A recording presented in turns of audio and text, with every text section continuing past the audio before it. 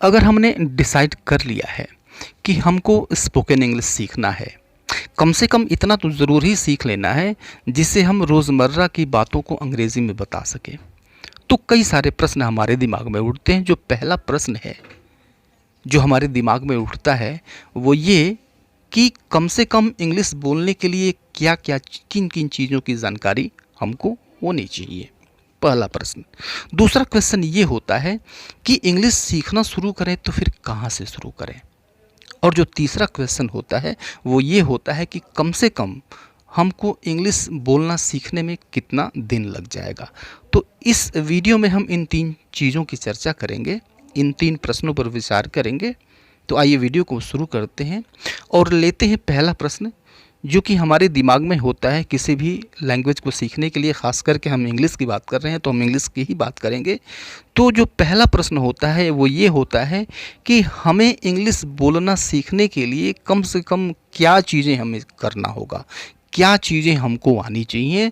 तो फर्स्ट चीज़ ये है कि फर्स्ट चीज़ जो आपको आना चाहिए वो ये है कि जो बेसिक कॉन्सेप्ट्स हैं किसी भी लैंग्वेज के, मैं यहाँ पे इंग्लिश की बात करूँगा, तो किसी भी लैंग्वेज का जो बेसिक कॉन्सेप्ट है वह आपको क्लियर होना चाहिए।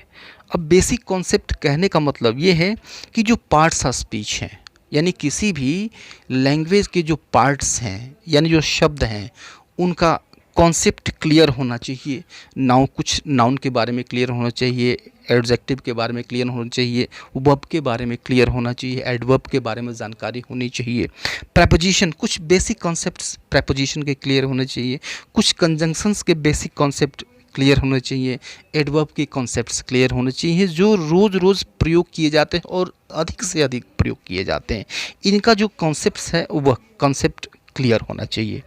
दूसरी चीज़ जो क्लियर होनी चाहिए, कुछ यूजेस आपको आने चाहिए, जैसे use of is, am are, was, were and will be, इनका यूज़ आपको आना चाहिए। Use of has, have, had, ये आपको आना चाहिए। Use of this, that, these, those, it and there, यह चीज़ आपको आना चाहिए। और इम्परेटिव सेंटेंसेस की जानकारी होनी चाहिए। तो ये बेसिक कॉन्सेप्ट्स हैं। अगर ये सारी चीज़ें क्लियर हैं तो फिर आपको इंग्लिश बोलने से कोई नहीं रोक सकता। यह फर्स्ट स्टेप है। तो आप कहेंगे कि अधिकतर हम में से अधिकतर लोग ऐसे हैं जिन्होंने एकेडमिक्स में इंग्लिश तो पढ़ा ही पढ़ा है, और जब हम इंग्लिश एज ए सब्जेक्ट पढ़ते हैं तो ये सारी चीज़ें क्लियर हो जाती हैं। इन सारी चीज़ों के क्लियर होने के बाद भी हम अंग्रेज़ी बोलना नहीं सीख पाते। तो दिक्कत कहाँ है? ये कॉन्सेप्ट्स तो हमारे क्लियर हैं, लेकिन दिक्कत कहाँ है, हमने गलती कहाँ की कि इतने सालों के मेहनत करने के बाद भी इंग्लिश बोलना हम सीख नहीं पाए। दिक्कत है। जो दूसरी चीज़ जो कि ज़रूरी है इंग्लिश बोलने के लिए वो है रेगुलर प्रैक्टिस। दूसरी चीज़ यही तो आपने नहीं किया, रेगुलर प्रैक्टिस आपने नहीं की। इन सभी चीज़ों को आपने जान तो लिया लेकिन इसको आपने व्यवहार में नहीं लाया, इसकी प्रैक्टिस नहीं की, इसका अभ्यास नहीं किया। So this is the biggest reason why we failed. यही सबसे बड़ा रीज़न है कि हम असफल हो गए, हम चूक गए। तो यह चीज़ करनी है कि आपको रेगुलर प्रैक्टिस करनी है। प्रैक्टिस ही नहीं करनी है, रेगुलर प्रैक्टिस करनी है। तो रेगुलर प्रैक्टिस के लिए ज़रूरी ये है कि आप जितनी भी चीज़ जानते हैं, जितना भी जानते हैं, जितना थोड़ा जानते हैं, उनको आप रेगुलर प्रैक्टिस में डालिए। अभ्यास करेंगे तभी कुछ होगा, तभी कुछ आपको हासिल होगा। तो दूसरी चीज़ जो ज़रूरी है वो ये है कि स्टार्ट स्पीकिंग, इन प्रैक्टिस करना शुरू कर दीजिए। जितना जानते हैं उतने थोड़े से शुरू करिए। Ram is a boy, he is a good boy, he is my father, he is a professor, right, he is a businessman, etcetera etcetera. जितना जानते हैं उतने से बोलना शुरू करिए, प्रैक्टिस में लाइए। और जो तीसरी चीज़ है वो भी हमने नहीं किया, और एक किया भी तो बहुत थोड़ा किया, रेगुलर नहीं हुआ, रेगुलर नहीं रहा। इसीलिए हम अभी तक इंग्लिश बोलना नहीं सीख सके, और वो है लिसनिंग। यह तीसरी चीज़ है लिसनिंग।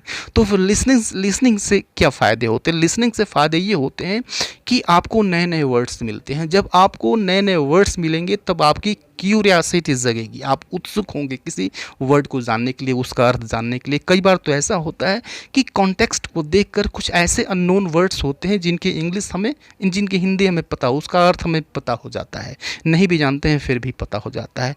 तो नए नए वर्ड्स आपको मिलते हैं, उनका अर्थ हम मालूम करते हैं या फिर मालूम हो जाता है लिसनिंग करते वक्त। और साथ ही साथ जो प्रोनंसिएशन है, प्रोनंसिएशन भी इससे हम सीखते हैं। दूसरी चीज़ जो हमें इससे फ़ायदा होता है। तीसरी चीज़ फ़ायदा ये होता है कि ये हमको इनकरेज करती है, जो जो हम सुनते हैं, जितना हम सुनते हैं, ये हमको इनकरेज करती है कि इस तरह से हम भी बोलें। काश ऐसा हो जाता कि जैसे ये बोल रहा है वैसे हम भी बोलना शुरू कर दें। ये हमको प्रेरित करती है, इनकरेज करती है, उत्साहित करती है कि ऐसा हम करना शुरू कर दें। तो यह जो 3 चीज़ें हैं ये रेगुलर चलती रहनी चाहिए, ये स्टेप बाय स्टेप ये चलता रहना चाहिए, इसको रुकना नहीं चाहिए। प्रैक्टिस कर रहे हैं, रेगुलर प्रैक्टिस कर रहे हैं, लिसनिंग कर रहे हैं, रेगुलर लिसनिंग करें। आप मूवीज़ देख लें, पॉडकास्ट देख लें, स्पीचेस सुन लें, बहुत सारे तरीके हैं। अब तो आपके हाथ में बहुत सारी चीज़ें हैं जिनकी सहायता से अपने लिसनिंग को हम सुधार सकते हैं, राइट। तो ये 3 चीज़ें अगर आप रेगुलर बेसिस पे करते हैं तो देखेंगे कि अगले दिन से आपके अंदर बदलाव आना शुरू हो गया। नेक्स्ट डे से आप चेंज महसूस करेंगे और विदिन 30 डेज़ आप इस काबिल हो जाएंगे कि रोज़मर्रा की चीज़ों को इंग्लिश में आप बता सकें। फ़िलहाल एक 30 डेज़ का इंग्लिश स्पीकिंग कोर्स चल रहा है, मैंने लिंक डिस्क्रिप्शन बॉक्स में दिया हुआ, वहाँ पे फर्स्ट डे सेकेंड डे का वीडियो देख सकते हैं। थर्ड डे का वीडियो भी शीघ्र आने वाला है, बहुत जल्दी ही आपके सामने आएगा। तो इसको स्टेप बाय स्टेप देखते रहें, आपके कॉन्सेप्ट्स जो हैं वो काफ़ी अच्छी तरह से क्लियर होंगे और उनमें ट्रिक्स भी बताए गए हैं कि विभिन्न सिचुएशंस में, अलग अलग सिचुएशंस में हम कैसे प्रैक्टिस करें, अकेले कैसे प्रैक्टिस करें। साथ ही साथ आपको इस बात की भी जानकारी वहाँ पे दी गई है कि आप वहाँ जाकर ग्रुप में कन्वर्सेशन कर सकते हैं प्रैक्टिस के लिए, या फिर 1-to-1 कन्वर्सेशन भी कर सकते हैं प्रैक्टिस के लिए। मिलते हैं नेक्स्ट वीडियो में, तब तक के लिए गुड बाय एंड टेक।